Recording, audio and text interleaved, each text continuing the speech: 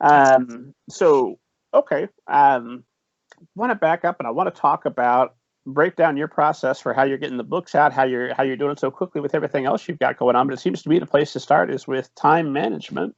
Yeah, When sure. you had originally reached out to me, I know you had mentioned your day job with Mhm. COVID 19 times. Everything changes, but you're still working a day job, right?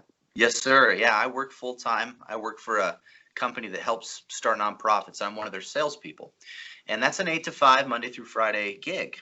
And then, of course, in the evenings it's family time. It's dinner and dishes and talking about what kids learned in school and putting them to bed and going through that whole routine.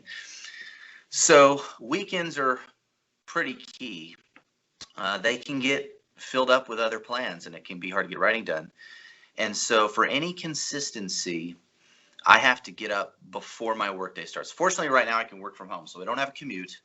So that saves me a little time. But as it is right now, and really I've been doing this since, you know, 2018 when I figured out this is the only way to get it done. You got to get up 4:30 and give myself, that first 2 or 3 hours to, first of all, wake up, but to really put words on put words on paper, so to speak.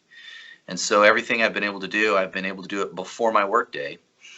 And then on the weekends, when I get a little extra time, I can fill in the gaps or maybe do some administrative things or, toy with, the Facebook page. Or the weekends are when we make our videos and put them on YouTube.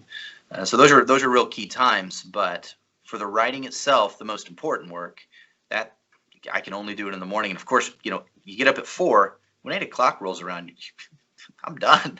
I'm done. I feel like I'm an old man, going to bed at 8 o'clock. I'm gonna go up, put my pajamas and robe on, and roll into bed.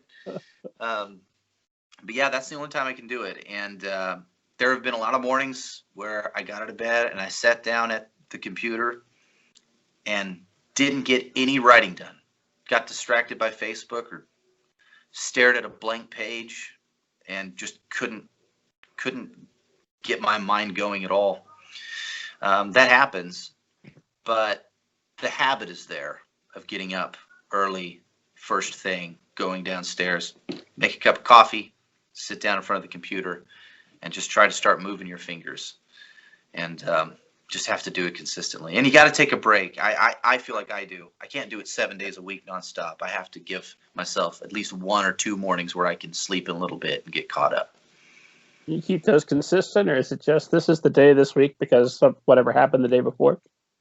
As far as you mean the getting caught up on sleep? Yeah, like is it I write Monday, Wednesday, Yeah, Friday, Thursday, and Tuesday. Never mind, or is it yeah, yeah. just On usually Sunday 7 morning. days straight? Okay, I'm Yeah, sorry. yeah, yeah. And even if I don't set my alarm now, I'm in a place where I'm naturally waking up around 5:30 or 6, so I'm not pushing myself too hard.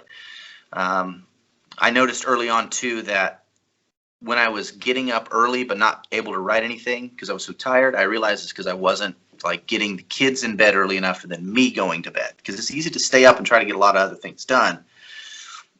Some people need more sleep than others. Apparently, I need quite a bit. So when I get the kids down, I have to go straight to bed. I have to go straight to sleep in order to get everything done. That was really hard to learn. That was really hard. Like going to bed 8:30, 8:30, 9. That's super early for most people. But I also have, 3.5, 4 hours of writing in the morning before my workday starts. So that's the silver lining. Well, that's one nice thing about quarantine is that it's important, I find, to count your blessings Yeah, when going through challenging times. But with everybody working from home, everybody kind of free to set their own schedule. yeah, If you're not doing something, it's not because you're being made not to. So as far as going to bed at the time you want and yeah, how you're doing your day. Same I'm finding with things that I eat. Like it's all good and well to make the argument that hey, I'm going to have the McDonald's breakfast this morning because there's just not enough time to make breakfast at home. yeah. But during quarantine, not this time. You're at home. Is there healthy stuff in the fridge? Why isn't there healthy stuff? That's where all the food is. Buy healthy things in there. It's a nice way to I change can't tell priorities a you how little bit. many times I've, like, on a lunch break, I'm working from home. I get a lunch break, a lunch hour, and oftentimes my wife will make lunch for her and the kids, and she'll make me something too, which is so wonderful. I'm so grateful for that. But a lot of times, they're out or doing something during the lunch hour, so I'll throw my coat on, walk right past that fridge full of healthy food, and get in my car and Oh, sure. No, fast good food. stuff. And I always give myself the excuse, no, I need to get out of the house. I just need to get out of the house. The importance of the fresh air and the socialization with the drive-through. So crucial. That's right.